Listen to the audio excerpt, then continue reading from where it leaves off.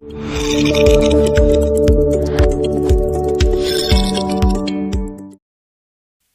Yuan akhirnya dirawat inap. Ada dua orang wanita kepo dengan pria yang membawa dia ke rumah sakit. Mereka merasa Yanxi sangat tampan. Apakah dia masih lajang? Xiang Yuan diam-diam berkata yang aneh soal Yanxi. Tapi terdengar oleh Yanxi, dia pun malu banget. Selanjutnya Yanxi membawakan Xiang Yuan kue kesukaannya. Teman sekamarnya iri melihat Xiang Yuan dibawakan kek yang enak.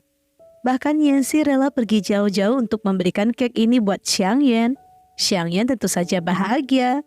Tapi seketika kebahagiaan dia jadi cemberut ketika dia melihat Chen Shan menghubungi Yanxi. Yanxi juga mengangkat telepon itu di luar. Xiang Yuan kesel banget sampai-sampai dia tidak mau memakan kue pembelian Yanxi dan memberikannya pada teman sekamarnya. Xiang Yuan makin emosi lagi mendengar kalau Yanxi tersenyum-senyum ketika telepon sama Chen Shan. Rekan kerja Xiang Yuan pun beramai-ramai mengunjungi dirinya. Saat Yanxi meminta dia minum obat, Xiang Yuan seperti tidak menghiraukan dirinya sama sekali.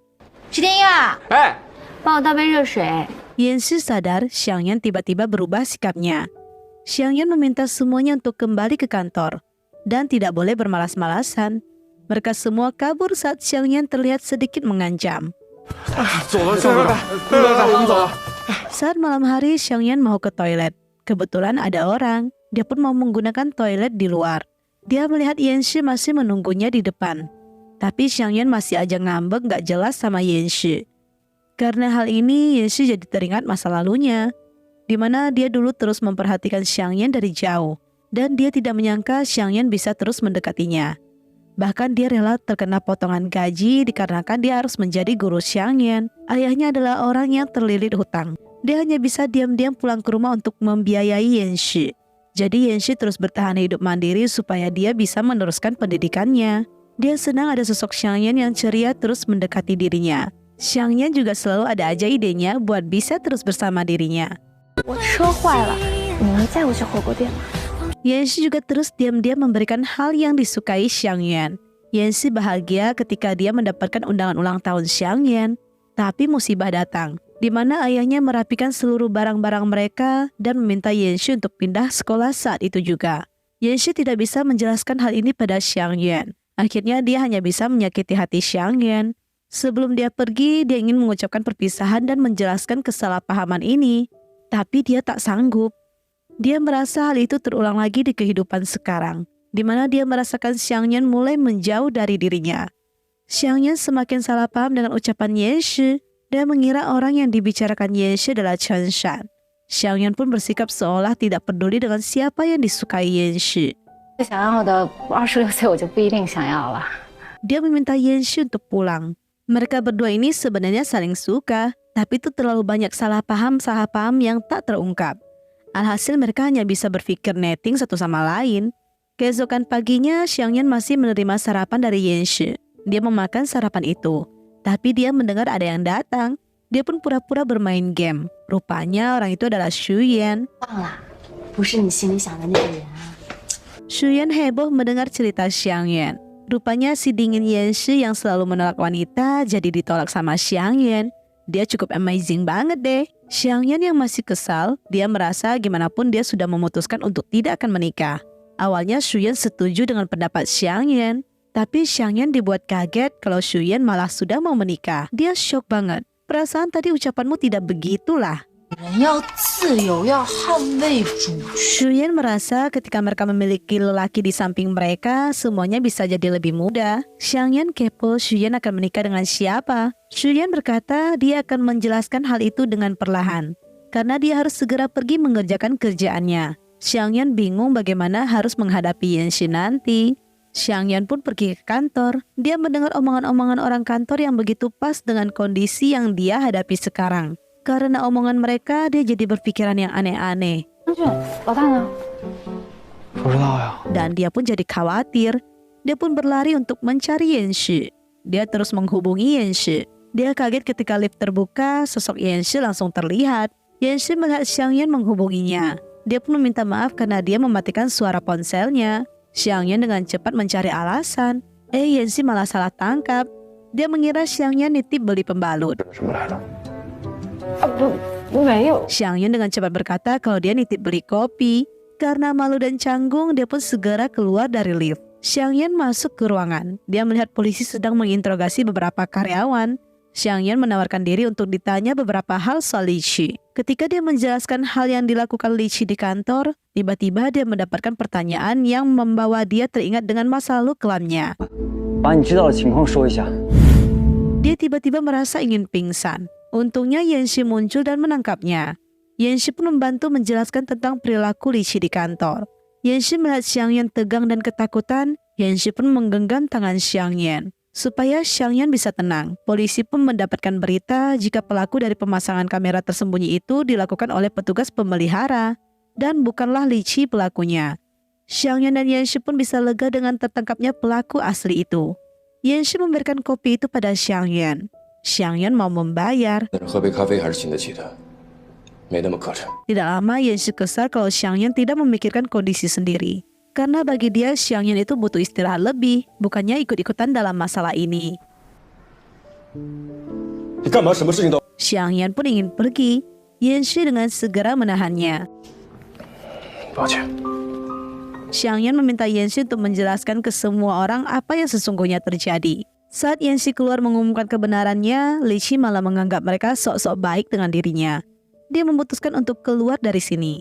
Gao Leng merasa tidak enak hati karena salah paham. Dia pun meminta maaf pada Li Qi. Li Qi malah balik memprovokasi Gao Leng, membuat Gao Leng sakit hati dengan omongan Li Qi. Terus kena tonjok lagi deh. Hal ini pun jadi heboh dan terlihat oleh Chen Shu.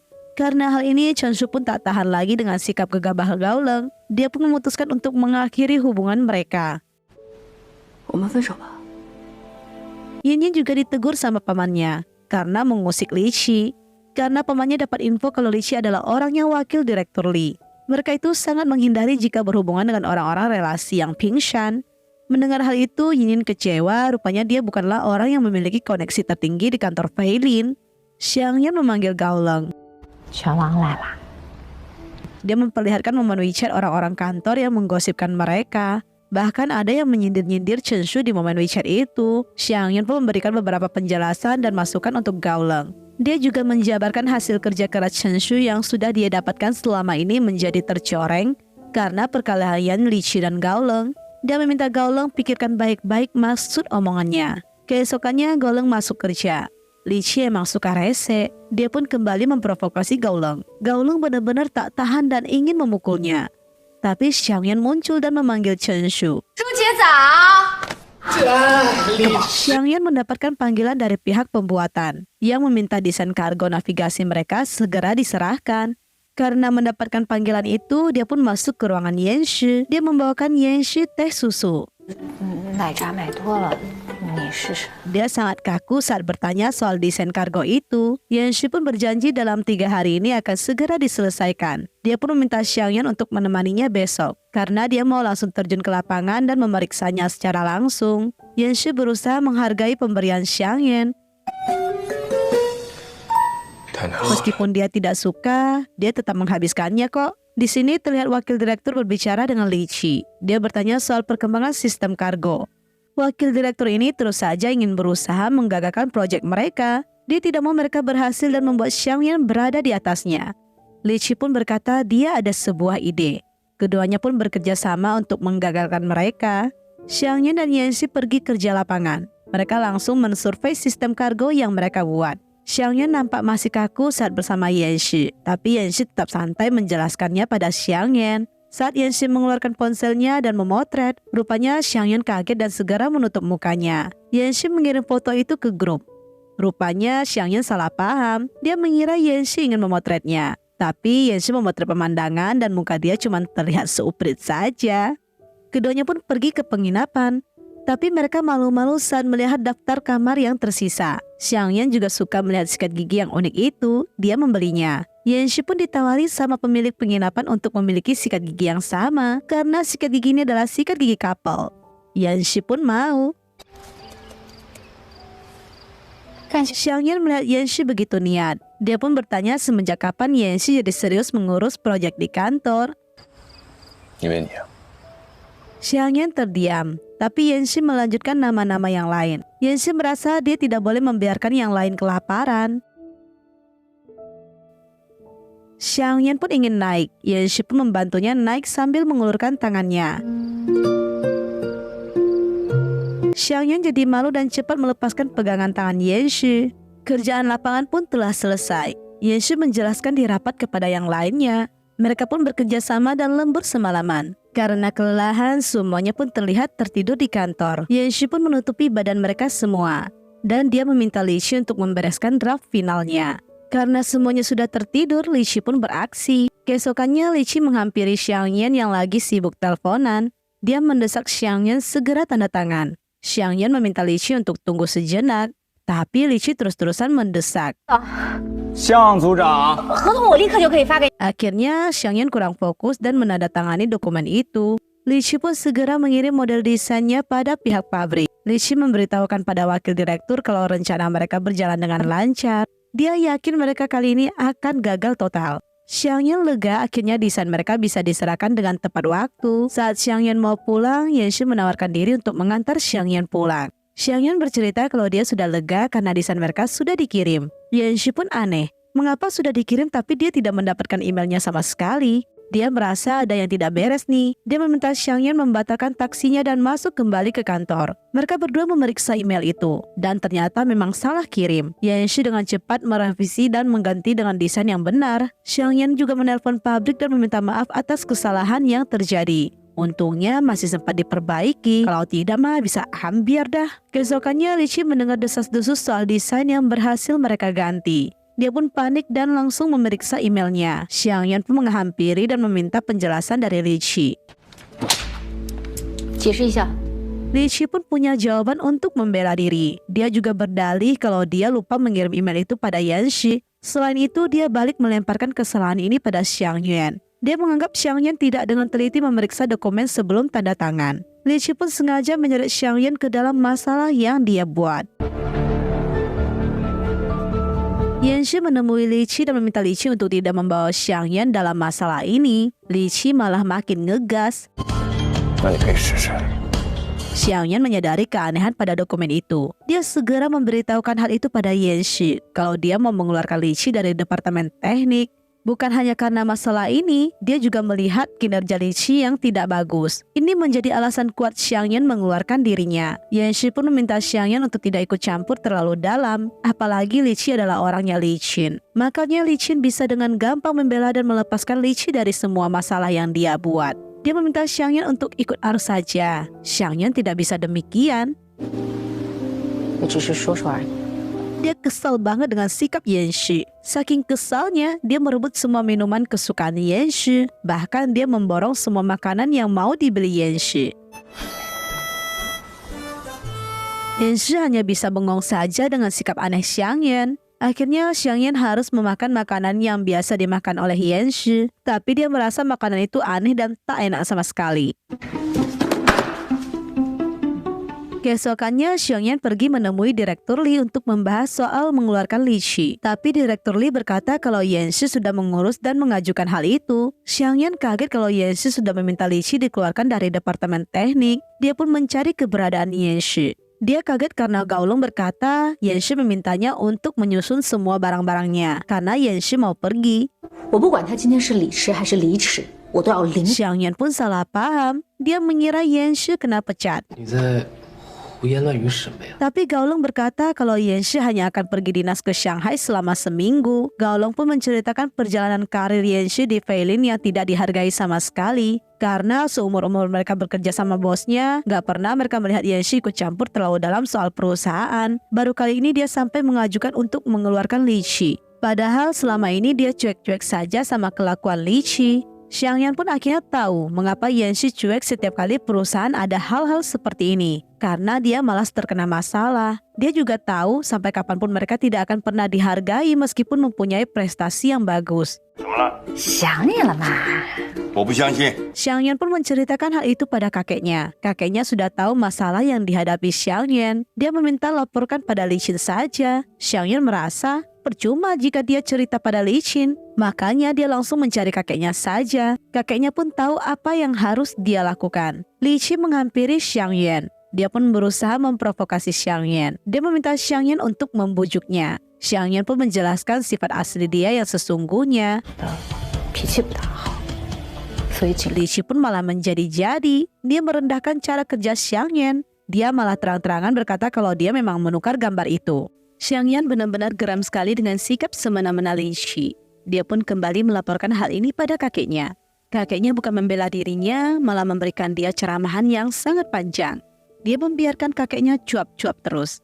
Dan dia asik nonton serta makan. Dia mengakhiri panggilan itu. Menurut dia, isi omongan kakeknya tidak ada yang berguna sama sekali. Alhasil dia harus menggunakan kesempatan keduanya. Dan bulu kesempatannya pun sisa satu deh. Kakeknya meminta asistennya untuk menuruti semua laporan-laporan Yan Yan. Kakeknya merasa cucu dia kini sudah berubah drastis. Dulu dia pasti tidak akan peduli apa yang terjadi di perusahaan. Asistennya sadar kalau kakeknya mengirim cucunya punya maksud melatih Xiang Yan secara tidak langsung. Selanjutnya Xiang Yan berniat belajar buku pemrograman. Dia pun membayangkan suatu saat kalau Gao Leng dan Yan Shi merasa takjub dengan kepintarannya. 厉害呀，高手啊！ Namun tidak sesuai ekspektasi. Belum belajar lebih dalam, dia sudah stres duluan karena tidak paham sama sekali. 怎么这么难？ Dia pun menerima panggilan. Saat dia menutup panggilan itu, dia tidak sengaja menekan nomor Yan Shi. Dia kaget karena dia salah tekan. Karena sudah terlanjur terhubung, dia pun berkata kalau dia meminjam buku pemrograman Yan Shi. Yan Shi tersenyum karena Xiang Yan tiba-tiba mau belajar coding. 你看得懂？ 那你也不是生了 Yan Shi meminta Xiang Yan untuk tidak buat masalah selama dia tidak ada. Dia tidak mau kembali hanya untuk menyelesaikan masalah Xiang Yan. Xiang Yan pun mematikan ponsel itu. Dia pun rencana mau makan. Dia tidak sengaja menyemprotkan kuah itu di kemeja putih Yan Shi. Ketika malam hari, Yan Shi tiba-tiba teringat dengan peringatan temannya. Karena dia terus kepikiran kata-kata itu, dia pun menghubungi Gao Leng dan meminta Gao Leng mengawasi Xiang Yan. Gao Leng yang masih mengantuk merasa omongan bosnya tidaklah penting. Keesokannya, Yan Shi kembali bertanya pada Gao Leng lagi. Gao Leng pun mengirim foto Xiang Yan pada Yan Shi. Yan Shi tersenyum-senyum melihat foto Xiang Yan. Chen Shan menghampiri Yan Shi. Dia pun menceritakan apa yang terjadi di kantor pusat, di mana Yang Pingshan protes karena presiden mereka dianggap sudah sangat tua dan tidak cocok untuk menjabat lagi. Yang Pingshan memang sangat licik. Sayangnya presiden tidak memiliki penerus, di mana menantu dan putranya telah meninggal. Apalagi kedua cucunya tidak tertarik dengan perusahaan. Satunya suka helikopter, satunya sibuk main game. Chen Shan merasa kali ini presiden susah untuk meminta cucunya menduduki posisi dia. Chen Shan juga merasa Yan Shi tidak fokus dengan omongannya, malah asik senyum-senyum sendiri. Chen Shan pun bertanya soal anak baru itu. Dia berkata kalau Xiang Yan dulu masih kecil sangatlah pintar, karena dia pernah ikut sebuah kompetisi dan dia berhasil memenangkan kompetisi itu. Yan Shi pun jadi teringat masa kecil mereka. 那怎么现在看起来？ Di sisi lain, Xiang Yan tidak menyerah belajar coding. Tapi dia benar-benar tidak paham sama sekali meskipun dia sudah berusaha keras. Yang ada, dia makin puyeng. Gao Leng pun merekam kegiatan Xiang Yan dan mengirimnya pada Yan Shi. Yan Shi pun kembali ke penginapan. Ternyata dia mendapatkan teman sekamar dari perusahaan Kaisheng. Yan Shi pun menghubungi Xiang Yan. Dia bertanya perkembangan pembelajaran Xiang Yan. Saat dia berniat menutup teleponnya, Xiang Yan pun meminta dia untuk membantunya belajar. Yan Shi pun mengajarkan dia dari jarak jauh. Xiang Yan sedikit demi sedikit mulai paham. Tidak lama, Yan Shi pun memberikan sebuah kode dan meminta Xiang Yan untuk menjalankan kode itu. Saat dijalankan, kode itu membentuk sebuah love yang bersinar. Xiang Yan pun tersenyum dan langsung memotretnya. Teman sekamar Yan Shi melihat trik Yan Shi sudah sangat kuno. Dia pun ingin memberikan trik yang terupdate. Yan Shi awalnya menolaknya. Tapi setelah koneksi tiba-tiba terputus, dia pun meminta teman sekamarnya untuk memberitahukan dirinya trik itu. Setelah mendengar trik dari orang tersebut, Yan Shi merasa itu bukanlah trik yang bagus. Jadi dia tidak akan menggunakan saran tersebut. Gak tahu dia, padahal kalau di sisi lain tuh sebenarnya Xiang Yan itu sangat bahagia. Dia mengira Xiang Yan menolaknya.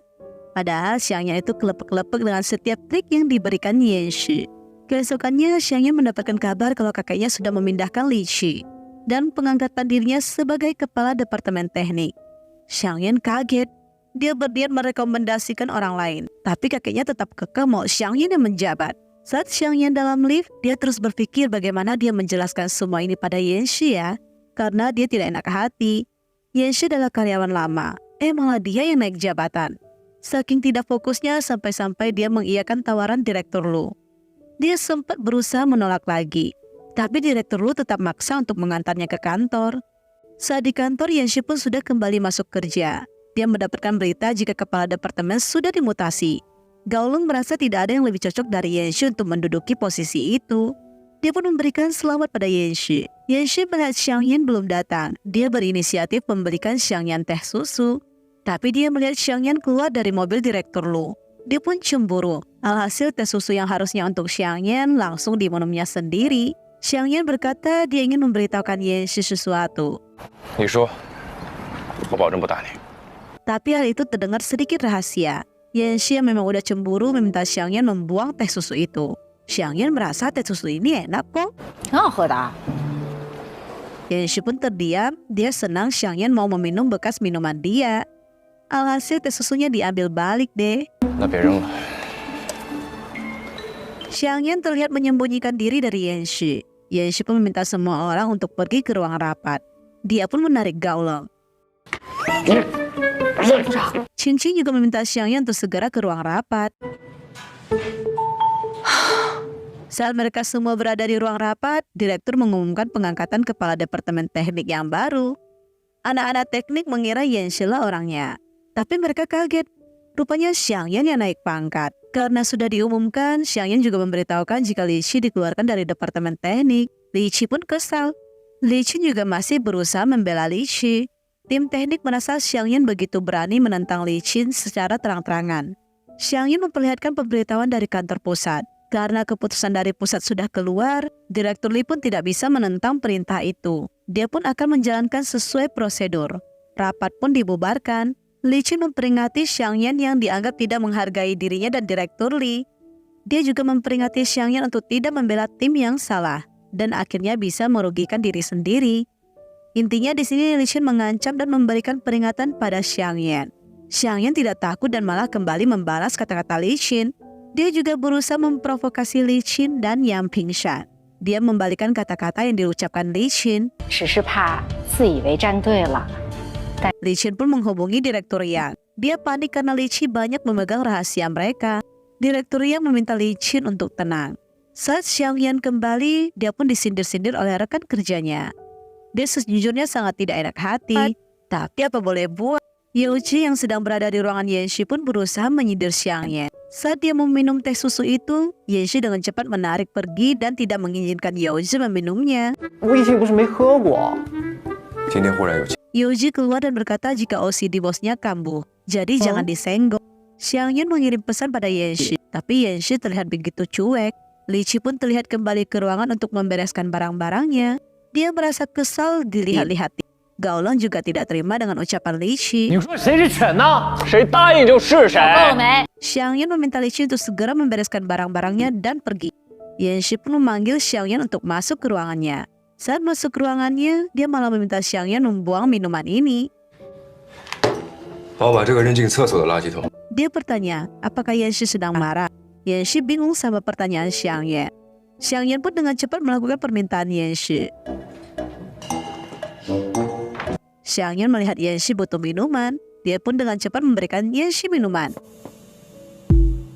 辛苦了， Dia juga memberikan bantal pijit untuk Yanxi. 徐组长累了吧？哎呀， Yanxi menyadari kalau Xiang Yan berusaha melayani dirinya. 那个是我的。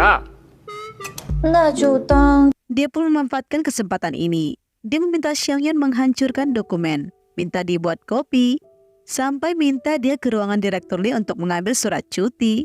Xiang Yan terlihat tidak bisa menahan lagi, tapi dia berusaha bersabar dan menuruti permintaan Yanxi. 要是不想去就算了，我自己有腿，我可以。 Yanxi pun tersenyum karena dia bisa mengerjain Xiang Yan. Xiang Yan pun kesal kalau bukan karena merasa bersalah, dia tidak mungkin menuruti semua permintaan reseknya Yanxi ini. 不会是在追求老大吧？这么忙， Selanjutnya, Xiang Yan ingin mentraktir mereka makan di rumahnya. Awalnya respon mereka senang. Tidak lama mereka langsung berkata mereka punya janji masing-masing. 失恋了，绝食。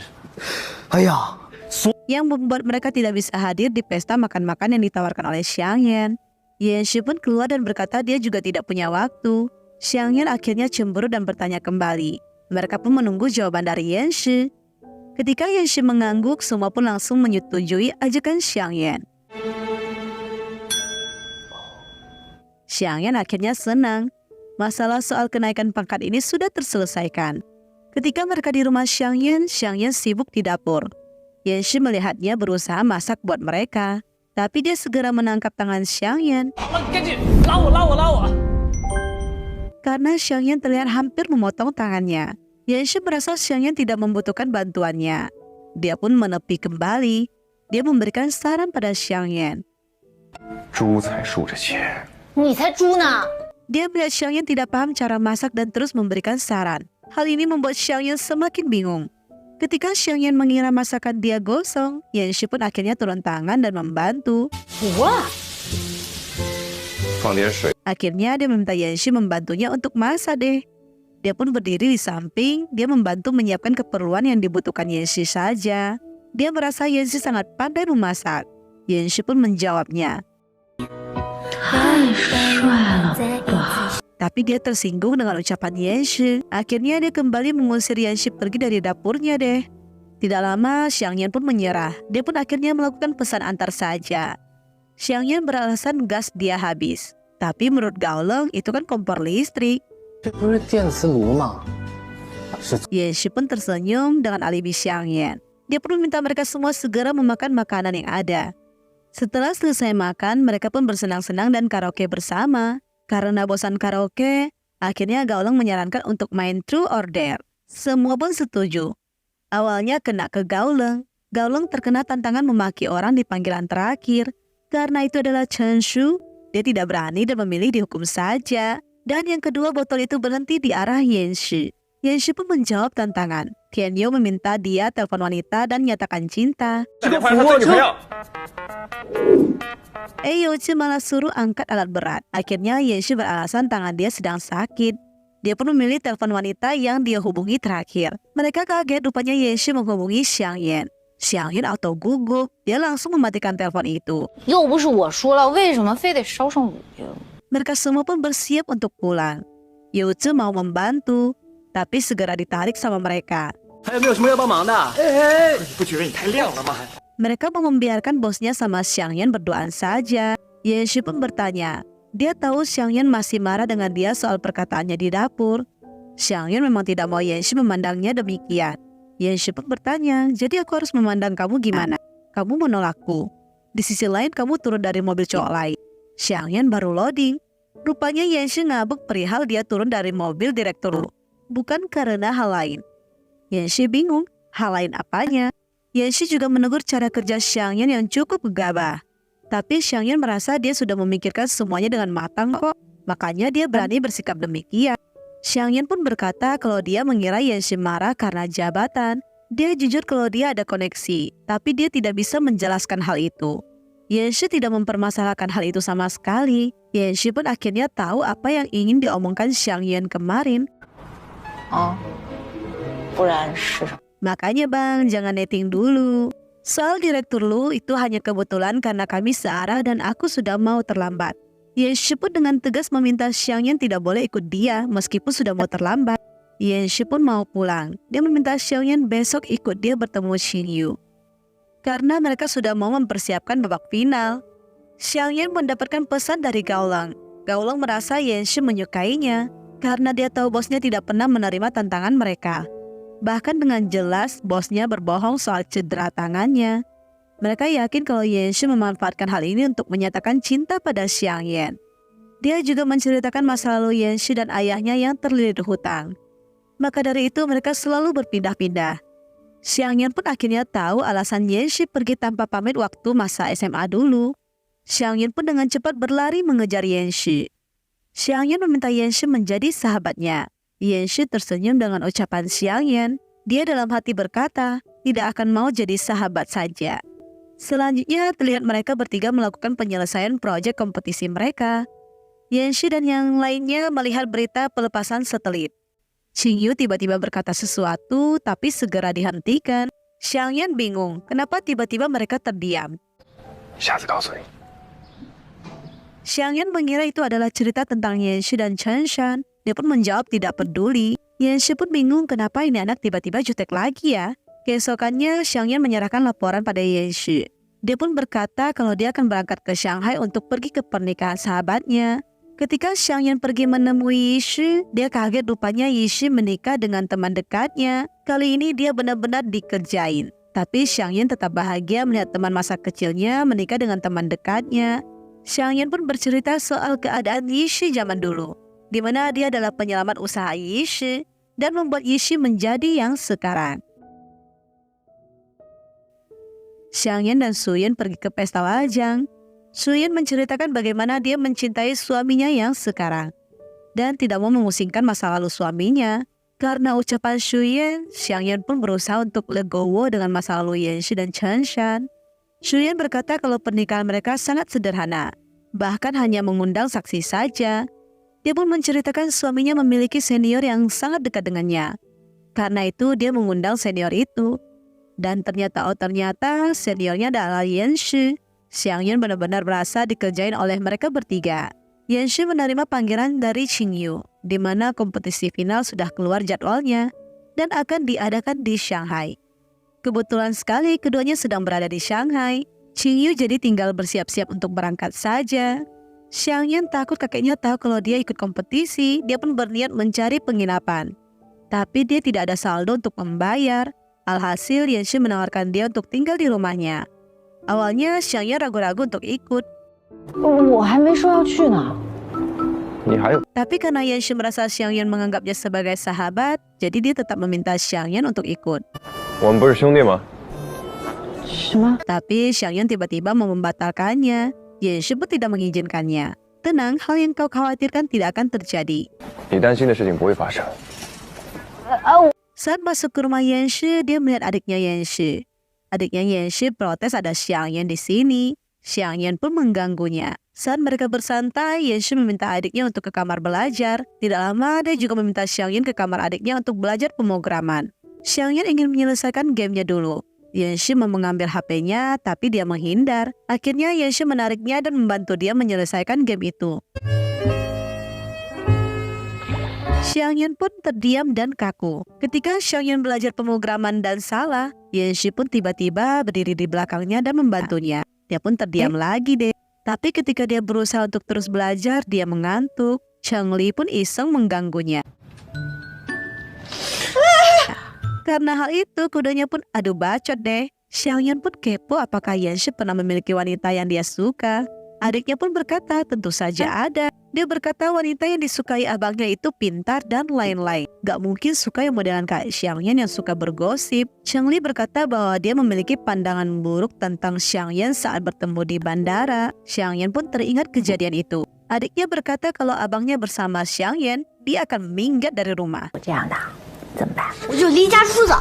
Karena mendengar keduanya berisik, Yanshi pun masuk. Xiangyan dengan cepat menutup mulut adiknya Yanshi dan berkata mereka sedang membahas soal pelajaran. Xiangyan dan Yanshi memesan buah. Mereka makan buah bersama, tapi Chengli dan Xiangyan kedinginan.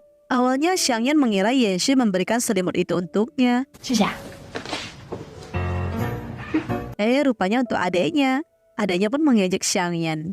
Namun Yanshi mengambil jaketnya untuk Xiangyan. Xiangyan pun ingin pergi ke toilet. Chengli menakut-nakutinya. 那边非常恐怖。 Tapi Xiangyan sok berani. Dia pun pergi sendirian. Dia pun tersesat dan kesulitan mencari arah pulang. Dia pun mulai ketakutan. Tapi Yanshi segera muncul menjemputnya. Yanshi pun menggandeng tangannya. Xiangyan berusaha melepaskan, tapi tidak diizinkan oleh Yanshi. Xiangyan tidak bisa tidur sama sekali karena tetangga sangatlah berisik. Dia pun keluar. Tapi dia menjatuhkan sesuatu dan membuat Yanshi terbangun. Yanshi menyeduhkan obat flu untuk Xiangyan dan meminta Xiangyan segera tidur. Karena besok mereka harus segera pergi bertanding. Keesokan paginya, Chengli protes karena selalu disuruh minum susu. Yanshi pun mengeluarkan Yakult. Chengli meminum dengan segala tegukan. Melihat Xiangyan melakukan itu, Yanshi pun dengan cepat meminum Yakultnya, tapi tidak ada reaksi dari Xiangyan. Dia pun meminumnya sekali lagi. Sampai-sampai Xiangyan aneh dengan tingkah Yanshi. 你没喝过这个？ Mereka pun berada di lokasi pertandingan. Di sini terlihat seorang pria yang begitu terkenal di dunia teknologi, yaitu Feng Jun. Dia adalah perwakilan perusahaan Welle. Dia tenar karena perusahaan Welle juara 1 di babak penyisihan. Sedangkan di sisi lain, Xiangyan dan Yanshi berada di ruang tunggu. Xiangyan menerima panggilan dari kakeknya. Dia pun menjauh untuk angkat telepon kakeknya. Kakeknya bertanya keberadaan dia karena dia merasa melihat sebuah foto yang mirip dengan Xiangyan yang sedang berada di lokasi kompetisi. Xiangyan dengan cepat memberikan alibi supaya kakeknya tidak tahu kalau dia sedang ikut kompetisi. Saat Xiangyan berusaha menutup kepalanya menggunakan hoodie, Feng Jun menariknya. Rupanya Xiangyan mengenal Feng Jun. Xiangyan pun senang berjumpa teman lama. Dia berniat mengenalkan Yanshi padanya. Tapi ketika Xiangyan berusaha menghubungi Yanshi, Yanshi mendekat. Feng Jun dan Yanshi pun saling bertemu. Feng Jun dan Yanshi saling kenal rupanya. Feng Jun berniat berjabat tangan, tapi tidak dihiraukan oleh Yanshi. Keduanya pun berbincang, tapi isi perbincangan mereka begitu kaku. Dia bertanya kepada Yanshi, sekarang bekerja di mana dan lain-lain. Tapi Yanshi terlihat malas meladeninya. Dia pun berniat pergi. Xiangyan pun segera mengikuti Yanshi. Qingyi bertemu dengan teman lamanya yaitu Silu. Dia masih sama seperti dulu. Terus-terusan saja meremehkan Qingyi dan Yanshi. Untungnya Qingyi mah tidak peduli dengan bacotan Silu. Dia hanya akan fokus pada timnya saja dan meminta Silu untuk siap menerima kekalahan. Qingyi pun kembali menemui mereka dan meminta mereka menebak siapa yang dia temui barusan. Dia pun berkata kalau dia bertemu Silu yang tidak pernah berubah, selalu berlagak di depan mereka. Padahal dia dari dulu terkenal suka melakukan kecurangan. Tapi Qingyu dibuat kaget ketika dia mendengar kalau Yanshi dan Xiangyan bertemu Feng Jun. 风俊，风俊， Melihat ekspresi kaget Qingyu, Xiangyan pun kepo. Sepertinya ada sesuatu, tapi Yanshi berkali-kali menghalangi. Xiangyan benar-benar super kepo.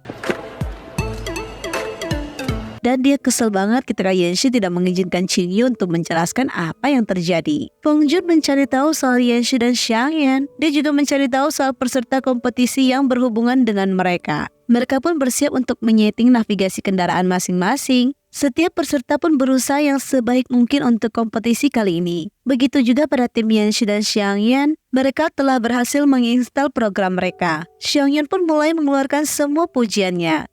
您在童话故事书的哪一页？ Yanshi membalas kata-katanya dengan sarkas. 贝尔应该设个马屁奖，问你这拍马屁的功。 Kompetisi pun dimulai, di mana tim lawan diuji kecerdasan mobil listriknya, tapi tim pertama gagal di rintangan awal, dan selanjutnya performa tim Feng Jun diuji. Mereka berhasil melewati rintangan yang ada, bahkan sudah masuk ke tahap selanjutnya. Tim Feng Jun dipuji habis-habisan sama pihak penyelenggara, tapi menurut Yanshi sensitivitasnya kurang. Hal ini bisa menyebabkan kesalahan jika menemukan rintangan yang sama. Dan ternyata sesuai dugaan Yanshi, mereka melakukan kesalahan tipis. Mereka juga berhasil masuk ke garis finish dan skor tim Feng Jun mendapatkan skor tertinggi. Feng Jun terlihat sedikit khawatir dengan hasil akhir kompetisi ini. Feng Jun keluar dan bertemu dengan Silu. Silu yang licik mulai meracuni Feng Jun. Dia memprovokasi Feng Jun. Feng Jun awalnya menolak karena menurut dia harusnya trik itu lu pakai sendiri dong buat tim sendiri. Bagi Silu, tim mereka sudah tidak mungkin juara 1. Ngapain dia repot-repot lagi? Dia pun memberikan ide licik kepada Feng Jun. Feng Jun mulai sedikit terpengaruh. Selanjutnya performa tim Qing diuji. Mobil tim Qing berjalan dengan mulus dan stabil. Rintangan-rintangan yang dilewati tim lain dapat diselesaikan dengan mudah oleh mobil tim Qing. Kecepatan mobil ini juga bisa dikendalikan dengan baik, seolah-olah dikemudikan oleh manusia. Feng Jun pun mulai khawatir, apalagi ayahnya sudah memperingati dia untuk tidak boleh kalah. Feng Jun akhirnya keluar, Silu pun ikut. Mereka berdua akhirnya melakukan trik licik mereka. Xiangyan melihat keduanya berbicara. Tiba-tiba kecepatan mobil tim Qing menurun karena terkena gangguan sinyal. Qingyu dan Xiangyan mulai khawatir. Yanxi tidak terlihat khawatir karena dia memang sudah merencanakan plan B. Dan karena adanya plan B ini, mobil tim Qing berhasil melewati rintangan. Penonton pun terlihat mendukung tim mereka. Dan akhirnya mereka berhasil melewati garis finish. Meskipun mereka berada di urutan kedua, mereka sudah sangat puas karena berhasil mengalahkan beberapa perusahaan besar lainnya. Sayangnya, Peng Jun tidak terlihat bahagia meskipun dia juara pertama. 大家快看微博，老大居然参加北斗家。 Setelah selesai melakukan kompetisi, mereka memeriksa mobil mereka. Yanxi merasa tidak ada yang salah kok dengan mobil mereka. Yanxi pergi menerima panggilan. Tapi Qing dan Xiangyan aneh. Mengapa di kompetisi sebesar ini mereka bisa mengalami gangguan sinyal ya? Qing pun mulai mencurigai ada yang tidak beres. Pasti semuanya ada hubungan dengan Silu itu. Xiangyan pun teringat kalau dia melihat Silu dan Peng Jun meninggalkan kursi saat mereka sedang kompetisi. Qing merasa Peng Jun lagi. Xiangyan tidak mengerti dengan kata-kata Qing. Akhirnya Qing menceritakan apa yang terjadi di masa lampau tentang mereka. Dulu Yanxi adalah salah satu mahasiswa yang sangat unggul. Dia bahkan sudah diprediksi akan memiliki masa depan yang sangat cerah. Tapi Peng Jun pernah menggunakan komputer Yanxi untuk meretas salah satu perusahaan. 你呢，就是用了老徐的电脑，有老徐的增益。 Dan karena hal ini, nama Yanxi ikut terseret masalah peretasan ilegal. Akhirnya mereka pun terkena tuntutan karena pelanggaran itu. Mereka semua pun berdebat karena sama-sama tidak mau mengakui masalah ini. Dan mereka panik dengan konsekuensi yang harus mereka terima. Akhirnya Yanxi meminta mereka tenang. Dia pun pergi menemui Chen Shan. Dia membuat perjanjian dengan Chen Shan untuk menyelesaikan sistem keamanan Feilin dan akan membayar ganti rugi mereka. Chen Shan pun setuju, tapi dia memberikan pilihan lain di mana jika Yanxi mau bekerja di Feilin, dia tidak perlu membayar ganti rugi itu. Yanxi tentu saja tidak mau karena dia yakin bisa menyelesaikan semua ini. Saat dia kembali, dia memberitahukan yang lain solusi penyelesaiannya. Mereka pun bekerja sama. Dan Peng Jun berjanji akan menyediakan uang 2 juta yen itu. Yang lain bersama-sama meningkatkan keamanan Feilin dan akhirnya berhasil. Ketika Yanxi berusaha menghubungi Peng Jun, tapi ayahnya yang angkat. Dia berkata kalau Peng Jun sudah ke luar negeri dan jangan libatkan putranya dalam masalah ini. Mereka tentu saja kecewa dengan pengkhianatan Peng Jun. Tapi Yanxi tidak menyerah. Dia menceritakan hal ini pada Profesor Liang. Profesor Liang berusaha mencari cara untuk menyelesaikan hal ini. Akhirnya solusi pun ditemukan. Tapi lagi-lagi Yanxi terkena kesialan, di mana ayah dia menelpon dan ingin menggunakan uang dengan jumlah yang sangat banyak. Yanxi benar-benar berada di titik terendah dan tidak bisa berkata apa-apa. Akhirnya dia pun menyerahkan karir cemerlangnya untuk berada di Feilin. Bagi Qing, mereka semua terbebas dan hidup mereka tidak terpengaruh karena masalah ini. Tapi Yanxi menjadi orang yang menanggung semuanya. Mendengar hal itu, Xiangyan sangat emosi. Dia pun langsung menemui Peng Jun dan ingin berbicara. Xiangyan bertanya soal gangguan sinyal itu. Dia pun akhirnya mengetahui kalau memang benar Peng Jun yang melakukan kecurangan itu. Peng Jun pun meminta maaf dengan Xiangyan. Xiangyan tidak terima. Dia juga mengungkit masa lalu mereka. Peng Jun merasa kalau Yanxi sangat banyak mulut dan menceritakan hal yang sudah lalu. Bagi Xiangyan, Yanxi tidak pernah mengeluh tentang masa lalunya. Apakah dia akan bercerita hal seperti ini padaku? Peng Jun merasa mereka adalah sahabat kecil. Apakah perlu seperti ini hanya gara-gara Yanxi? Xiangyan pun sudah kesal parah. Dia tidak mempedulikan persahabatan mereka lagi. Dia meminta Peng Jun untuk melaporkan kecurangan ini pada panitia. Dia yakin kalau Yanxi tidak akan melakukan hal itu meskipun dia mengetahuinya. Tapi kamu harus ingat, aku tidak semulia itu. Peng Jun merasa pertandingan ini penting untuk dirinya. Dia berjanji akan membagikan bonus itu pada mereka. Dia meminta Peng Jun untuk menjauhi Yanxi. Yanxi bertanya kemana saja Xiangyan tadi. Xiangyan berkata dia pergi menemui Peng Jun. Dia pun meminta mereka untuk segera pulang. Tapi dia mendapatkan panggilan dari kakeknya. Dia dengan cepat mematikannya. Yanxi pun kepo siapa yang mengirim pesan untuk Xiangyan. Tiba-tiba ada mobil menghentikan mereka. Dan ternyata itu adalah kakek Xiangyan. Xiangyan pun ingin segera pergi. Kakeknya sengaja menahan Xiangyan. Xiangyan pun dengan cepat berdalih dan memberikan alasan. Kakeknya berkata sebelumnya ada yang merekomendasikan Yanxi untuk naik jabatan. Tapi karena dia melihat Yanxi ikut kompetisi, pandangan dia pun jadi sedikit berubah. Xiangyan berusaha memberikan kakeknya kode dan dia menjelaskan alasan mereka untuk datang. Tapi alasan dia semakin diungkapkan semakin tidak masuk akal. Yanxi meminta dia berhenti berbicara. 先行不止。你别骗他。 Kakeknya pun meminta berbicara empat mata dengan Xiangyan. 独聊聊。 Kakeknya penasaran sama hubungan Xiangyan dan Yanxi. Kakeknya meminta Xiangyan untuk menjauh dan tidak boleh berpacaran dengan Yanxi. 那就珍惜成自个儿男朋友不可了。能， Xiangyan meminta kakeknya tenang. Dia pun ingin segera pergi karena dia masih ada urusan. Kakeknya pun kembali menegaskan. 跟那小子保持点距离啊。 Ketika tiba di rumah Yanxi, Yanxi sedikit khawatir karena dia takut Presdir mempersulit Xiangyan. Tapi Xiangyan terlihat slow aja tuh. Bahkan dia masih sempat bercandain Yanxi. 紧张我呀。 Keduanya pun masih membahas soal kerjaan. Tapi Xiangyan malah asik bermain lipat kertas. Hal ini membuat mereka teringat masa lalu. Yanxi pun merebut lipatan itu. Xiangyan berusaha mengambilnya.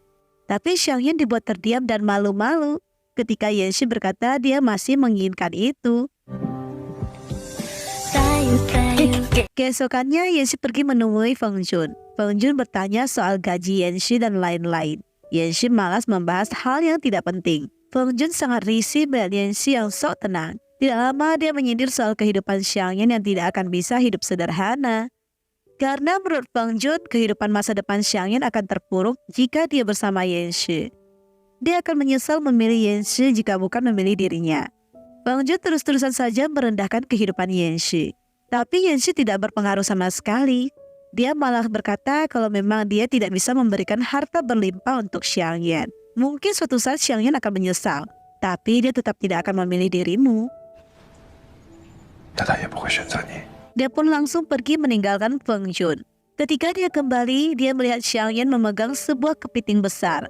Xiangyan rupanya beride mau masak seafood untuk mereka. Tapi Yanxi tidak yakin Xiangyan akan bisa melakukannya sendiri. Dia pun membantu Xiangyan. Tapi tiba-tiba lampu padam dan gas pun habis. Alhasil mereka cuma makan mie instan aja deh. Yanxi nampaknya cukup kepikiran dengan omongan Feng Jun tadi. Dia hanya berusaha terlihat cuek saja. Padahal dia juga kadang berpikir apakah dia sanggup memberikan yang terbaik untuk Xiangyan ya. Keesokannya Xiangyan terlihat digandeng keluar oleh Yanxi. Xingyu juga datang menjemput. Yanxi meminta Xiangyan buat masuk. Tapi Xiangyan kaget rupanya Yanxi tidak ikut mereka kembali ke Xi'an. Yanxi berkata dia ada sedikit urusan. Xingyu pun merasa jadi nyamuk kembali deh di sini. 别再想我。 Yanxi meminta dia cepat pergi. 那一直这样腻腻歪歪的，我怎么上车啊？我坐后备。 Di sini terlihat Yanxi pergi bertemu dengan direktur dari perusahaan Kaishen yaitu Lin Kairui. Sedangkan saat dalam perjalanan, Xiangyan kepo apa yang sedang dilakukan Yanxi ya. Xingyu merasa dia tidak tahu apapun soal kegiatan Yanxi. Xiangyan tiba-tiba bertanya apakah kau akan mengejar wanita yang sudah menolakmu. 会，这不是自讨没趣吗？ Mendengar jawaban Xingyu, Xiangyan pun auto kesal deh. Rupanya di sini Yanxi ditawari oleh Direktur Lin untuk masuk ke perusahaan Kaishen. Mereka pun berharap Yanxi akan bergabung dengan mereka. Yanxi bertemu dengan Chen Shan. Dia bertanya soal wawancara Yanxi. Yanxi berkata dia ditawarkan gaji yang cukup tinggi. Menurut Chen Shan itu adalah kesempatan yang bagus. Tapi Yanxi merasa dia akan menaikkan lagi tawaran gaji itu. Chen Shan akhirnya berkata dia menyesal menarik Yanxi ke Feilin. Dia merasa kalau dia memanfaatkan Yanxi untuk mendongkrak karirnya. Tapi Yanxi tidak mempermasalahkan hal itu. Karena bagi dia, jika dia tidak berada di Feilin, dia akan kehilangan hal yang lain. 可能会失去别的东西。 Chen Shan merasa keputusan Yanxi untuk tidak berada di Xinghang sudah sangat tepat. Karena di perusahaan itu banyak sekali senior di bidang sains yang dikorbankan. Salah satunya adalah guruku. Yanxi bingung soal guru Chen Shan. Chen Shan menjelaskan apa yang dia ketahui soal gurunya. Gurunya adalah Ibu Xiangyan. Dulu dia adalah salah satu senior di perusahaan itu. Tapi karena kesibukan yang tiada habisnya, menyebabkan keluarga dia diabaikan. Bahkan Xiangyan juga diabaikan. Dia melihat pertengkaran ayah dan ibunya. Ibunya tetap mementingkan pekerjaannya dan meninggalkan Xiangyan. Mendengar hal ini, Yanxi meminta Chen Shan segera mengantarnya ke bandara. Yanxi pun teringat masa kecil mereka, di mana dulu orang-orang terus berkata kalau Xiangyan itu pembohong. Karena mereka tahu ibu Xiangyan sangat sibuk, tidak mungkin menemani Xiangyan. Hanya Yanxi lah yang menemaninya dan percaya terhadap dia. Yanxi mencoba menghubungi Xiangyan, tapi tidak diangkat. Dia pun bertanya pada Qin Yu. Ketika dia tiba di kantor, dia bertanya di mana Xiangyan berada. Gaolong berkata dia pergi menemui klien. Tian Yu menahan Yanxi. Dia pun mengungkapkan pendapat dia soal Xiangyan. Karena terakhir kali dia melihat Xiangyan mengendus-ngendus baju bosnya. 你的衬衫。 Yang lain juga setuju dengan pendapat Tian Yu. Yanxi tentu saja tersenyum senang. Xiangyan pun menemani kliennya pergi mabuk dan karaoke. Tapi dia tidak sengaja menekan telepon untuk Yanxi. Yanxi tersenyum mendengar bualan-bualan Xiangyan. 我马上到。 Xiangyan kaget kalau dia tertekan menelpon Yanxi.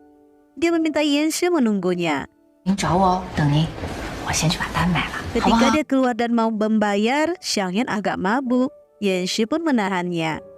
Xiangyan berkata dia mengurus kontrak dengan perusahaan Auxiang. Yanxi pun meminta dia kembali ke mobil dulu. Dia akan mengurus pembayaran ini. Ketika dia melihat bil itu, dia pun menghubungi Chiron. Rupanya Chiron berkata kalau itu bukan utusan Auxiang, melainkan Xiangyan dikerjain oleh kedua manajer itu. Yanxi pun paham. Dia memotret mereka dan mengirimnya pada Chiron.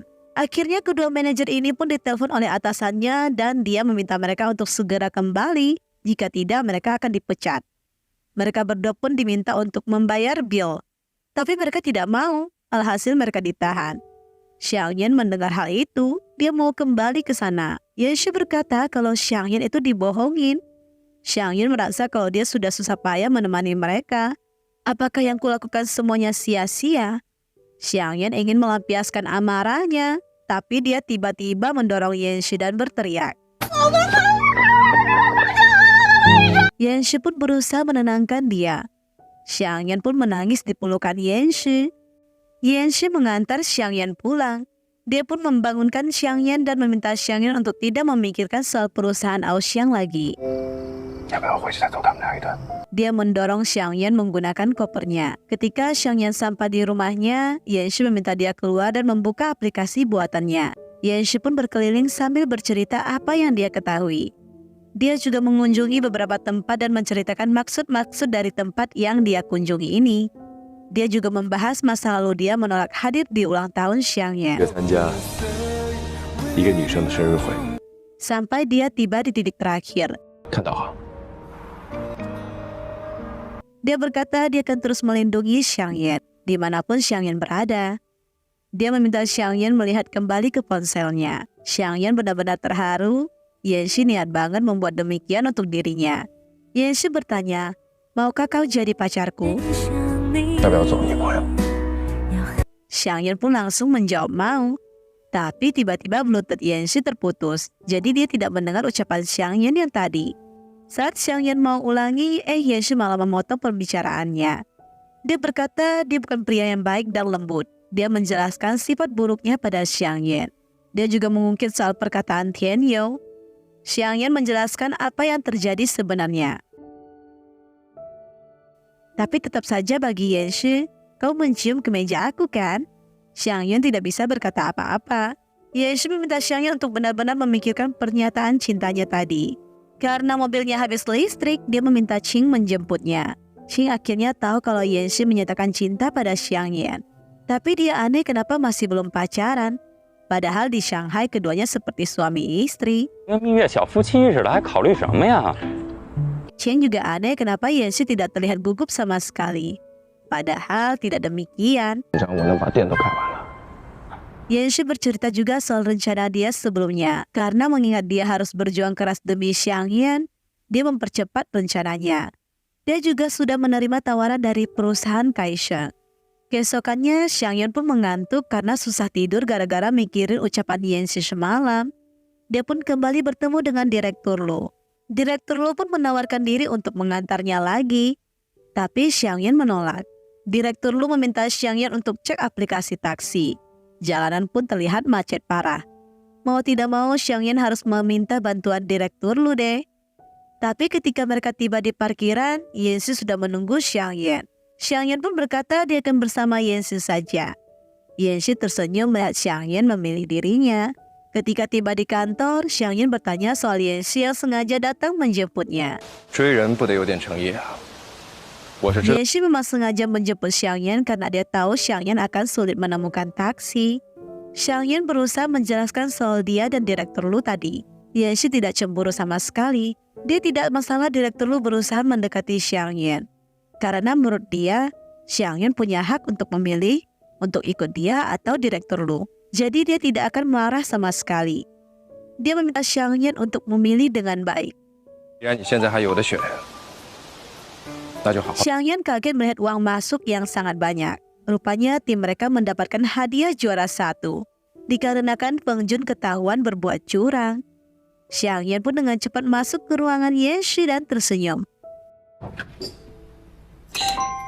Yanshi tidak terkejut karena dia memang sudah mengetahuinya sejak awal. Yanshi pun tidak mau memegang uang itu. Dia menitipkannya pada Xiang Yan. Dia meminta Xiang Yan untuk pergi ke teater dengan dirinya. Xiang Yan pun setuju. Tapi mereka mau menyelesaikan soal konferensi pers dulu. Mereka pun pergi menemui Chen Shu dan membahas soal konferensi pers. Chen Shu merasakan ada yang tidak beres dengan kedua orang ini. Chen Shu pun setuju dengan proposal mereka. Dia berharap mereka tidak membuat masalah kali ini. Tapi Chen Shu berkata dia ingin mengundang kliennya hadir di sebuah teater. Sayangnya dia kesulitan mendapatkan tiket itu. Selanjutnya, Xiang Yan memberitahukan ke mereka kalau dia berhasil mengundang Karma untuk menjadi bintang tamu di konferensi pers mereka. Gaolong berharap dia juga bisa bertemu idolanya yaitu Town. Sayangnya dia adalah dewa kuno yang sudah tidak akan pernah aktif lagi. Xiang Yan dan Yanshi pun terdiam. Qian Yu berkata apakah mungkin Town sudah meninggal ya? Xiang Yan pun tidak terima. Dia meminta mereka semua untuk kembali bekerja. 你才死了呢！ Yanshi tahu kalau Xiang Yan berniat memberikan tiket mereka pada Chen Shu dan kliennya. Yanshi tidak mempermasalahkan hal ini. Rupanya Gaolong tahu kalau Chen Shu membutuhkan tiket ini untuk pergi dengan kliennya. Dia meminta Tian Yu menyerahkan tiket itu pada Chen Shu. Tian Yu pun menyerahkan tiketnya. Chen Shu tentu saja senang. Dia ingin membayar, tapi Tian Yu tidak mau terima karena dia tidak membeli itu. Hari H pertunjukan teater. Yanshi melihat Direktur Lu berada di sana. Dan mereka pun duduk di kursi yang berdekatan. 天黑了，我走前面，跟着我。 Yanshi pun dengan cepat menghalangi Xiang Yan supaya dia tidak duduk bersampingan dengan Direktur Lu. Saat Xiang Yan kaget melihat Chen Shu, dia juga kaget rupanya klien penting yang dimaksud Chen Shu adalah Direktur Lu. Yang lucunya, di sini Direktur Lu mengambil minuman Yanshi. Keduanya malah ciuman secara tidak langsung. Setelah selesai nonton teater, Gaolong melihat Chen Shu naik ke mobil Direktur Lu. Dia pun mengikuti mereka, dan dia sakit hati ketika melihat kedekatan Chen Shu dan Direktur Lu. Direktur Lu melihat momen WeChat Chen Shu, dia pun tahu rupanya Chen Shu dan Xiang Yan sangat dekat. Di sisi lain, Li Qin dan Yang Pingshan membuat rencana untuk menggagalkan konferensi pers peluncuran produk baru Feilin. Keesokannya, di kantor Xiang Yan melihat jas yang dibawa Gaolong dan kawan-kawan. Mereka bertiga berdebat soal warna jas yang mau dipakai Yanshi nanti. Xiang Yan merasa mereka mau membuat Yanshi seperti lampu lalu lintas. 许愿石去演红绿灯吗？ Xiang Yan pun minta bantuan Shu Yan untuk mencarikan jas dan kemeja yang bagus untuk Yanshi. Dan Xiang Yan menemukan yang cocok untuk Yanshi. Dia juga tidak lupa memberikan manset yang cocok untuk kemeja itu. Ketika dia membawanya untuk Yanshi, Yanshi berkata dia tidak mau pakai. Xiang Yan memperlihatkan manset couple itu. Mendengar ucapan Yanshi, Xiang Yan berkata, ya udah, kau pakai saja kemeja lalu lintas yang disiapkan mereka. 高冷他们给你准备 Setelah 了。 itu, Xiang Yan menjelaskan apa yang akan dia lakukan di konferensi pers nanti. 你不加又高又帅，我相信大家也 Juga 不 menjabarkan beberapa pertanyaan yang akan ditanyakan pada Yanshi. 定你要这样问。 Dia meminta Yanshi memuji soal Feilin. Yanshi merasa itu akan sulit. Yanshi terus-terusan mengganggu dan menggoda Xiang Yan. 夸你行吗？ 也行。 Xiang Yan sampai tidak bisa berkata apa-apa. Tapi di sini keduanya tiba-tiba berkata ada hal yang akan mereka katakan setelah acara ini selesai. Hari H konferensi. Perusahaan Feilin bersiap untuk melakukan acara mereka. Xiang Yan juga berganti pakaian. Dia pun berkomunikasi dengan Shu Yan. Shuyan memberikan dukungan dari jarak jauh. Dia bertanya, kenapa kau tidak mengundang kakekmu saja? Pasti akan pecah. Dia sudah mengundang kakeknya, tapi kakeknya malah menolak dia mentah-mentah. Rupanya kakeknya sudah berencana untuk menonton konferensi pers itu secara diam-diam. Dia sudah meminta asistennya untuk menyiapkan apa saja yang dibutuhkan. Dia juga sudah membuatkan akun Weibo yang unik supaya tidak diketahui oleh orang lain kalau dia ikut memperhatikan perkembangan konferensi pers itu. Xiangyan berdandan dengan sangat cantik. Chen Shu pun menghampirinya. Dia berkata kalau Yanshi menggunakan jas yang cukup mahal. 他穿了。 Xiangyan kaget, rupanya Yanshi benaran menggunakan jas yang dia sarankan. Xiangyan pun bersiap untuk naik panggung. Dia awalnya terlihat gugup, tapi ketika dia maju, suasana langsung pecah dan penuh tawa. Dia pun membuat sebuah pembukaan yang cukup meriah. Dia mempersilahkan Direktur Lu untuk naik ke atas panggung. Ketika Direktur Lu naik dan memberikan pidato, Xiangyan digoda lagi oleh Chen Shu. Dia melambaikan tangannya pada Karma yang juga turut datang di acara tersebut. Yanshi menghampiri Xiangyan. Asisten Karma membuka siaran langsung. Mereka pun langsung salpok sama ketampanan Yanshi. Tiba-tiba ada akun aneh yang memberikan komentar. Orang itu adalah kakeknya Xiangyan. Dia mengira orang-orang tidak akan tahu soal penyamarannya. Belum apa-apa, asistennya Karma aja sudah tahu kalau orang itu pasti dari perusahaan Donghe. Karena terlalu terlihat dari komentarnya. Karena pidato Direktur Li yang cukup membosankan, penonton sedikit demi sedikit pun mulai pergi. Yanshi dan Xiangyan merasa kapan ini akan berakhir. Karena yang dibahas benar-benar sangat membosankan. Yanshi pun bersiap untuk naik panggung. Xiangyan di belakang mengarahkan para petugas. Tiba-tiba ada seseorang berkata ada sesuatu yang tertinggal di ruang peralatan. Xiangyan pun menuju ruangan tersebut. Kebetulan Karma datang. Dia mengeluh soal orang-orang yang memuji ketampanan Yanshi di siaran langsungnya. Saat keduanya berniat untuk keluar, mereka pun terkunci dari dalam. Mana acara peluncuran produk sudah mau tiba lagi? Hal ini membuat Xiangyan panik. Di depan juga tertuliskan sedang renovasi. Tidak lama asisten Karma menyadari Xiangyan dan Karma menghilang. Dia memanggil Yanshi dan dia meminta Yanshi menghubungi Xiangyan. Tapi ponsel Xiangyan berhadap padanya. Akhirnya mereka pun berpencar mencari keberadaan Xiangyan. Sayangnya tidak ditemukan. Kakek Xiangyan juga mendapatkan info kalau Xiangyan menghilang. Karena waktu semakin mepet, Yanshi pun memikirkan sebuah ide untuk menunda waktu. Dia meminta orang-orang menyiapkan sebuah meja dan komputer di panggung. Yanshi pun login game Crossfire. Dia menggunakan nama Dawn. Orang-orang pun mulai kangen dengan Dewa Dawn yang cukup terkenal di game ini. Dan melihat kehebatan permainan Yanshi, orang-orang mulai merasa curiga. Gaolong dan yang lainnya juga kaget melihat kehebatan bosnya bermain game ini. Asisten Karma akhirnya mengetahui kalau Yanshi adalah Raja D. Dia pun berteriak kalau Dawn comeback. Karena hal itu semua berteriak karena idola mereka Dawn sudah muncul lagi. Xiangyan mendengar nama Dawn. Dia pun mencari alat untuk membuka pintu. Dia mulai curiga kalau ada orang yang sengaja mengunci mereka. Sepertinya mereka benar-benar sengaja dijebak di sini. Dia mencoba memukul pintu itu, tapi tidak berhasil. Karma menemukan sebuah bor. Dia pun meminta Xiangyan menggunakannya. Akhirnya pintu pun berhasil dibuka. Xiangyan merasa nama ruangan juga sudah diubah. Dia melihat papan peringatan yang dipasang. Dia yakin dugaan dia pun benar kalau dia dijebak. Xiangyan mendengar omongan orang-orang kalau Yanshi adalah Dawn. Dia dengan cepat masuk ke ruangan dan melihat sosok Dawn yang selama ini dia cari adalah Yanshi. Yanshi juga ditanya apakah dia akan kembali lagi. Dia dengan tegas berkata dia tidak akan kembali lagi. Asisten itu berkata kalau Xiangyan sudah muncul. Setelah selesai memainkan gamenya, asisten itu bertanya sekali lagi. Yanshi berkata kalau Dawn adalah bagian dari masa lalunya. Dia berhenti bermain game karena dia sudah menemukan apa yang benar-benar ingin dia lakukan. Saat dia menghampiri Xiangyan, Xiangyan terlihat mengabaikannya. Xiangyan pun naik ke panggung dan melakukan tugasnya. Dia mempresentasikan produk terbaru perusahaan mereka. Dengan penyampaiannya yang baik dan produk yang bagus, membuat peluncuran produk baru mereka ini cukup diminati oleh orang-orang. Meskipun ada sedikit hambatan, konferensi pers pun berhasil dilakukan dengan sukses. Setelah selesai, Yanshi menghampiri Xiangyan dan bertanya. Tapi Xiangyan tidak mau menjawab sama sekali. Saat di perjalanan pulang, Xiangyan juga terlihat sangat diam. Xiangyan pun jadi teringat masa lalunya dengan Dawn. di mana saat dia bermain game ada seorang akun yang bernama Dawn terus mendekati dan merendahkan cara permainannya. Shuyan pun tidak terima. Dia pun adu bacot deh dengan Dawn di forum chat game. Dia memuji orang lain di game itu.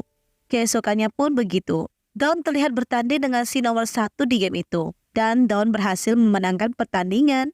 Dan dia pun menjadi nomor 1 di game tersebut. Shuyan pun tidak terima lagi orang yang dia banggakan ditindas. Dia kembali mengirim pesan pada Dawn itu. 这是我的号哎。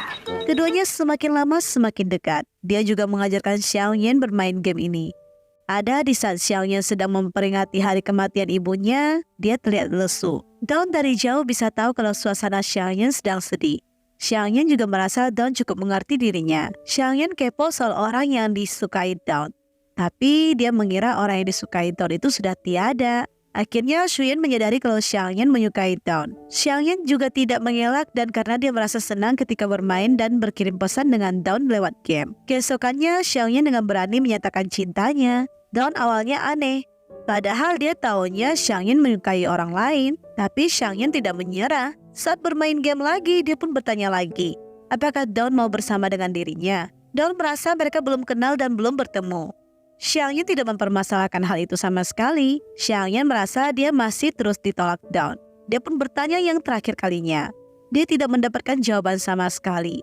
Dia berniat memblokir akun Dawn. Tiba-tiba Dawn menjawab ya. Karena kini keduanya sudah berpacaran, keduanya pun hari-hari selalu berkirim pesan dan mengucapkan salam setiap hari. Tapi tiba-tiba Dawn menjauh dan susah dihubungi. Bahkan dia hanya membalas dengan singkat dan cuma bisa minta maaf saja. Xiaoyan terus-terusan mengirim pesan. Dia tidak pernah mendapatkan jawaban dari pesan yang dia kirim. Sempat di titik dia sangat galau dan dia tidak keluar dari asrama. Shuyan sampai kaget melihat dia duduk melamun. Shuyan merasa mungkin Dawn masih belum bisa melupakan masa lalunya. Xiaoyan pun tidak tahu hubungan dia sama Dawn seperti apa sekarang. Karena dia merasa tiba-tiba Dawn berubah. Dia pun berinisiatif mau pergi menemui Dawn. Keesokannya dia pergi ke kampus Dawn. Dia berkata dia akan menunggu Dawn sampai muncul. Dia tunggu Dawn tak muncul-muncul. Hujan lebat pun turun. Dia mendapatkan pesan kalau Dawn tidak akan menemui dirinya. Dia meminta Xiaoyan untuk pulang. Tapi tiba-tiba ada seorang pria memberikan dia payung. Xiaoyan mengira pria itu adalah Dawn. Rupanya orang itu hanya ingin memberikan dia payung dan dia bukanlah Dawn. Karena kecewa, Xiaoyan pergi dan membuang hadiah yang ingin dia berikan. Dia pun tiba di bandara dengan niat mau pulang. Dia mengirim pesan pada Dawn dan berkata kalau dia sudah pacaran dengan pria yang dulu pernah dia ceritakan pada Dawn. Dia merasa orang itu lebih baik dari Dawn. Makanya dia memutuskan mengakhiri hubungan mereka. Dawn pun membalas pesan itu. Karena balasan Dawn, Xiaoyan sedih banget. Dia benar-benar nangis semalaman. Demi harga diri dia sampai berbohong. Tapi dia juga galau parah. Keduanya benar-benar hening di sepanjang perjalanan. Ketika tiba di rumah Xiaoyan, Yanshi menahannya. 你今晚本来要跟我说什么事？ Xiaoyan berkata, aku meminta dirimu mengembalikan jas itu. Dia pun turun dari mobil. Yanshi menerima panggilan dari direktur Lu. Karena soal kompetisi yang mereka ikutin rupanya sudah diketahui oleh perusahaan. Yanshi meminta hal ini jangan disangkut pautkan dengan Xiaoyan. Dia akan mengurus semuanya sendiri. Xiaoyan pun menceritakan hal ini pada Shuyan. Shuyan sangat kaget mendengar apa yang terjadi. Dunia begitu sempit. Xiaoyan pun makin galau karena Yanshi pun tidak ada mengirimkan dia pesan sama sekali. Keesokannya Xiaoyan merasakan suasana kantor yang sangat berbeda. Dia juga melihat Yanshi belum datang ke kantor. Karena penasaran dia bertanya pada Youji dan Gaoleng. Keduanya terlihat terbata-bata saat menjawab Xiaoyan. Mereka pun dipanggil. Xiaoyan mengancam mereka. 这个月的奖金还要不要？ Youji akhirnya berkata apa yang terjadi. Kini Yanshi sedang diberhentikan sementara dan diperiksa. Gaoleng diperintahkan bosnya untuk tidak memberitahukan hal ini pada Xiaoyan. Xiaoyan akhirnya dengan buru-buru ingin menemui Direktur Li. Saat di depan lift, dia tidak sengaja bertemu Yanshi dan dua pegawai pemeriksa. Tapi keduanya tidak berbicara dan melewati satu sama lain. Xiaoyan pun langsung masuk ke ruangan wakil Direktur Li. Seperti biasa, Direktur Li mengeluarkan kata-kata lemesnya. Kebetulan dia bersama Li Qi di sana. Xiaoyan datang membawa name tag Li Qi. Dia juga menyindir soal sabotase acara konferensi pers. 你别血口喷人啊！李直， Xiang Yan mencurigai kalau dirinya tertahan di gudang, pasti kedua orang ini ada andil adil atas kejadian itu. Dia pun mengancam akan mencari bukti dan memberitahukan hal itu pada kantor pusat. Li Qi yang merasa marah karena dia merasa kalau dia tidak terlibat dengan hal itu. Rupanya Xiang Yan bisa tahu kalau Li Qi ada hadir di acara itu karena Qing Qing melihat Li Qi pada saat itu. Karena itulah Xiang Yan langsung ke ruangan Li Qi dan menemukan name tag ini. Tapi wakil direktur Li berasa kalau Xiang Yan itu sembarangan nuduh. Tidak ada bukti yang konkret. Dia juga kembali menyindir Xiang Yan jangan sampai berdiri di tim yang salah.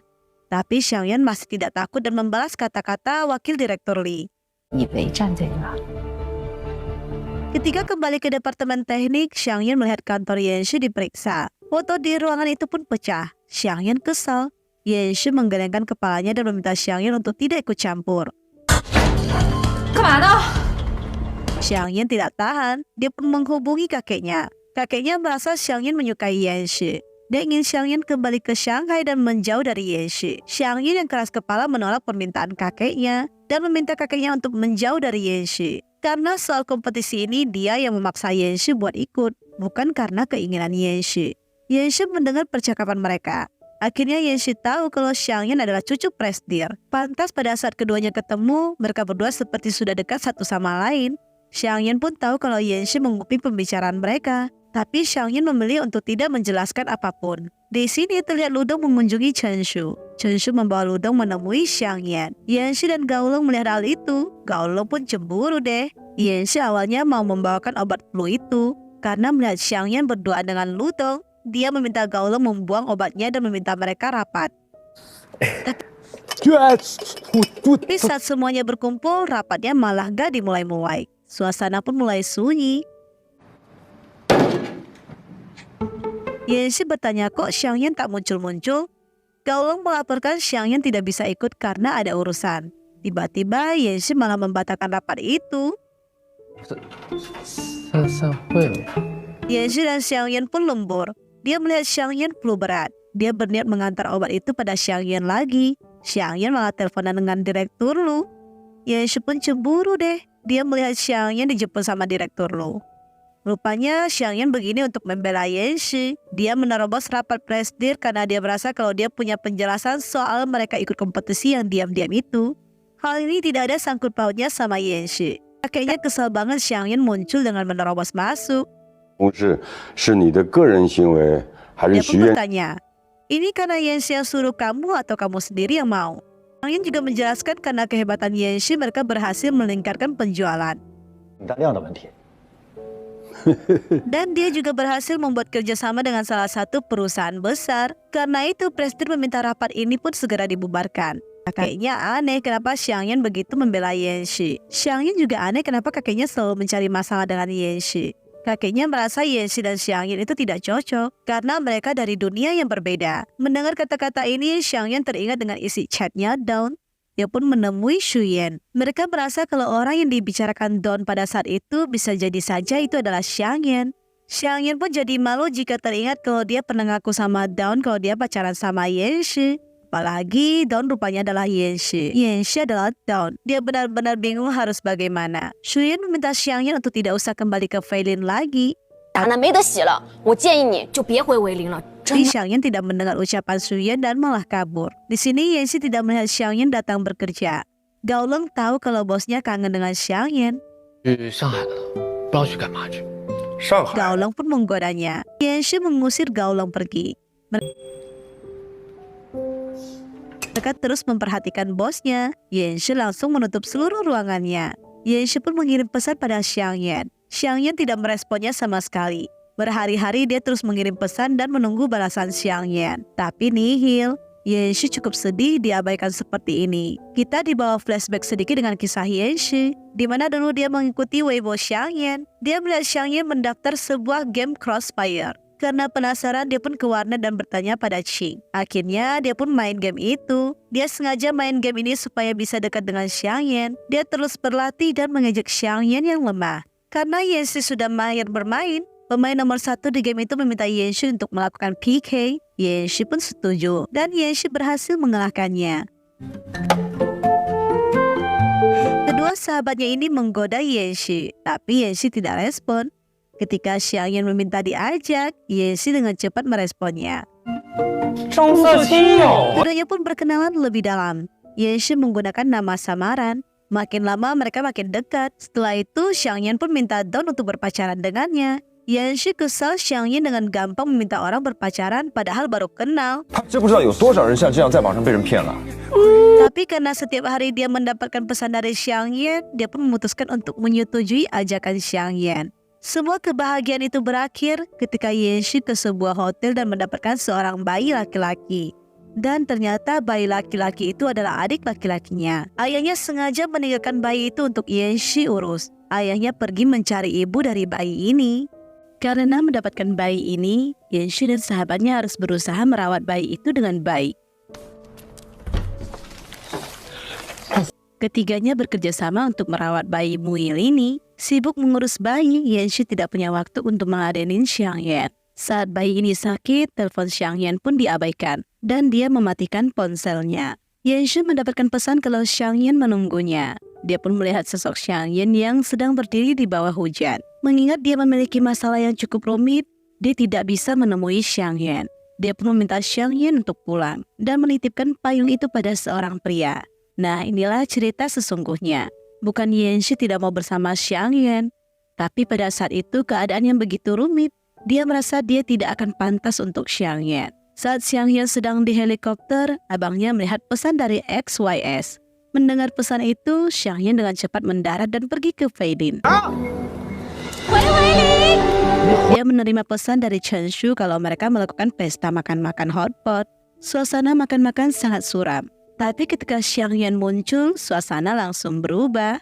Cuma kembali sendu lagi ketika Xiang Yan mendengar kalau Yanxi sudah mengundurkan diri dari Feilin. 你要辞职？ Xiang Yan kesal banget. Apalagi yang lain-lainnya juga mau ikut mengundurkan diri. 还有谁要跟你们老大一块走的？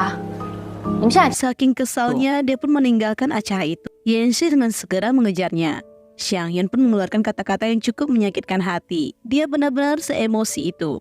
如果你想离开大可以大大方方的说，没有必要这样藏。 Karena Yanxi tidak ada diskusi sama sekali dengan dirinya perihal pengunduran dirinya. Yanxi merasa dia mau menjelaskan hal ini pada Xiang Yan, tapi dia kesulitan menghubungi Xiang Yan. Keduanya pun di dalam taksi, tapi tidak berbicara sama sekali. Ketika tiba di rumah Xiang Yan, Yanxi menyerahkan dokumen serah terima. Xiang Yan pun turun dari mobil dan meninggalkan Yanxi. Yanxi tiba-tiba meminta taksi menghentikan mobilnya. Xiang Yan pun bertemu dengan Ludong. Ludong memberikan sebuah oleh-oleh. Saat keduanya sudah mau sampai di rumah masing-masing, tiba-tiba Yanxi muncul dan menarik Xiang Yan. Dia pun mencium Xiang Yan dan bertanya apakah kamu mau menjadi kekasihku. Xiang Yan tidak menjawab. Dia pun mencium lagi. Akhirnya Xiang Yan pun menerima pernyataan cintanya Yanxi. Dia pun meminta Yanxi untuk mengusir Ludong pergi. Dia tidak boleh datang ke sini. Jika masih datang, aku akan memindahkan kau dari rumah ini. 我都不许来这儿，或者我给你换房子。 Waduh, ngeri sekali abang satu ini. Xiang Yan segera mengirim pesan pada Direktur Lu. Dia pun memperlihatkan hal itu pada Yanxi. Dia kembali mengkonfirmasi apakah kini mereka sudah berpacaran. Yanxi akhirnya nanya balik deh. 就这样。 Keduanya kini sudah resmi mengetahui perasaan satu sama lain. Xiang Yan pun bertanya, aku yang keberapa? Karena Xiang Yan tahu kalau Yanxi pernah berpacaran dengan Chen Shan. Xiang Yan melihat foto dia dan Chen Shan di sebuah hotel. Yanxi pun menjelaskan apa yang sesungguhnya. Dan dia tidak menyangka hal ini menjadi gosip di perusahaan. Xiang Yan juga mengungkit soal Yanxi yang tidak mau menemuinya pada saat kuliah dulu. Xiang Yan akhirnya tahu kebenarannya. Dan merasa kenapa pada saat itu Yanxi tidak memberitahukan hal ini padanya. Yanxi merasa dia pada saat itu tidak pantas untuk Xiang Yan. Dia sering mau mengejar Xiang Yan kembali, tapi dia selalu ada keraguan. Xiang Yan juga akhirnya tahu wanita dulu yang diceritakan Dawn adalah dirinya. 还能是谁啊？ Makin bahagia deh. Yanxi pun mempertegaskan beberapa hal. Dia tidak mau Xiang Yan setelah berpacaran dengannya harus menyesuaikan diri dengan dia. Dia maunya Xiang Yan jadi diri sendiri yang sekarang. Dia juga tidak masalah kalau Xiang Yan dekat dengan pria lain. Tapi jangan dengan pria yang mengejar dirinya. Dia pun meminta Xiang Yan menjauhi pria-pria seperti itu. 你最好和他们保持一点距离。Dia pun tahu saat bersama keduanya harus saling mengerti. Tapi Yanxi tidak mau karena bersama Xiang Yan harus melepaskan hak tingginya. Pokoknya harus jadi diri sendiri. Keesokannya keduanya pergi membeli kopi. Tim Yin Yin muncul. Mereka membahas soal Yanxi yang buruk-buruk. Mendengar hal itu, telinga Xiang Yan sangat panas. 虽然是最后一周了，但是作为你的上司还是 Dia pun mulai berakting. Tapi dari aktingnya dia sedikit demi sedikit menyinggung Yin Yin. Yin Yin pun kesal. Teman-temannya segera menahan Yin Yin. Yanxi akhirnya tahu kalau Xiang Yan sengaja menyindir Yin Yin. Benar-benar tidak ada yang sanggup kalau udah adu sindiran dengan Xiang Yan deh. Pokoknya autos kama. Keduanya pun masuk ke perusahaan. Mereka berdua masih sempat bercanda dengan mesra di lift. Tapi mereka dengan cepat berakting supaya orang-orang tidak mengetahui hubungan mereka. Mereka pun kaget melihat perubahan penampilan Youzi. Rupanya Youzi cukup terpukul mendengar Yanxi mengundurkan diri. Xiang Yan pun masuk ke ruangan Yanxi dan menceritakan apa yang terjadi pada Youzi. Setelah selesai membahas soal Youzi, Xiang Yan ingin Yanxi mengumumkan hubungan mereka. Yanxi meminta Xiang Yan untuk memberitahukan hal ini pada mereka di luar. Xiang Yan pun tidak takut, tapi tiba-tiba dia jadi ragu. Yanxi pun meminta Xiang Yan untuk lebih melakukan penekanan ya. 再强调一下，我是最后一人。 Xiang Yan akhirnya tak jadi karena dia takut kakeknya nanti mempersulit Yanxi. 真的跟你这张脸一样，只有一个标准模板吧？ Yanxi pun merasa ini bukan saat yang tepat. Dia menarik Xiang Yan. Jendela tiba-tiba terbuka. Gaolong pun kaget. Dia merasa Xiang Yan begitu tidak rela melepaskan bosnya. Sampai-sampai harus berlutut. Xiang Yan malu dan memukul Yanxi. Yanxi pun melihat laporan yang diserahkan Xiang Yan berisikan soal pasangan. Xiang Yan kesal banget dengan ulah Gaolong. Dia pun keluar dan berteriak untuk rapat. Saat rapat dia mempermasalahkan hasil kerja Yanxi. Dia meminta Yanxi melakukan ulang. Gaolong dan Tianyou merasa Xiang Yan balas dendam karena Xiang Yan gagal membujuk Yanxi. 那么标准都没打动他，开始打击报复了。 Yanxi dan Xiang Yan kembali ke ruangan. Dia memberikan serah terima kerjaan. Xiang Yan ingin membantu Yanxi membereskan barang-barangnya. Tapi Yanxi menarik Xiang Yan dan menyerahkan kunci mobil pada Xiang Yan. Saat keduanya lagi mesra-mesraan, Gaolong masuk. Mereka pun cepat-cepat acting deh. 我来帮你们了。 哦， Gaolong mau membantu bosnya beres-beres. Keduanya diam-diam main di belakang. Gaolong benar-benar tidak sadar sama sekali. Xiang Yan melihat foto mereka. Yanxi pun menarik Gaolong karena dekat-dekat dengan pacarnya. 这不是尤志刚来公司的时候照的吗？ Tidak lama, Youzi masuk ke ruangan. Dia meminta Yanxi untuk memberikan foto itu kepadanya. Youzi pun kini sudah mulai merelakan kepergian bosnya. 该不会是想走我发财道路上的拦路虎？ Mereka semua memang tidak rela bosnya pergi. Tapi mereka akan sepenuh hati mendukung karir bosnya supaya semakin sukses. Oke gengs, itu dia part 2-nya ya. Kita berjumpa lagi di part ketiga. Jangan lupa untuk terus ikuti review dari Cece ya. Bye-bye.